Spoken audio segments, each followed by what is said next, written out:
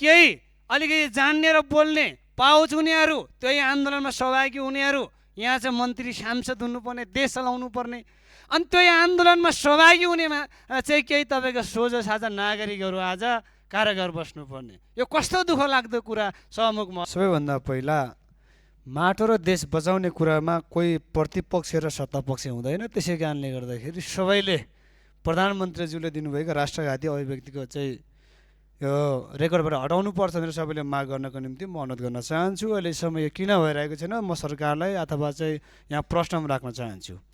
यसै गरी सरकारले 2007 सालको जनआन्दोलनलाई हिंसात्मक अपराधिक गतिविधिको हिसाबले हेरेको छ कि कसरी हेरेको छ?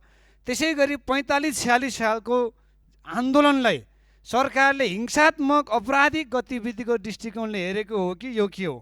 त्यसै गरी 10 वर्ष जनविद्रोह 62-63 को जनआन्दोलनलाई सरकारले कसरी हेरेको छ? यो हिंसात्मक अपराधिक गतिविधि हो कि एउटा परिवर्तनको लागि आन्दोलन हो? त्यसै गरी चाहिँ हिजो अस्ति विभिन्न आन्दोलन लगायत भदौ 23-24 गतेको जेनजी आन्दोलनलाई सरकारले कसरी हेरेको छ? हिजो अस्ति प्रधानमन्त्रीज्यूलाई हामीले चाहिँ मानव अधिकार अथवा मानव अधिकार आयोगले चाहिँ तयारी पारेको प्रतिवेदन कार्यान्वयनको विषयमा चाहिँ हामीले प्रधानमन्त्रीले सोध्दै गर्दाखेरि चाहिँ त्यो चाहिँ 23 र 24 को पनि छानबिन हुन्छ लगायत पुरानो पनि उहाँले कुरा गर्नुभएको थियो।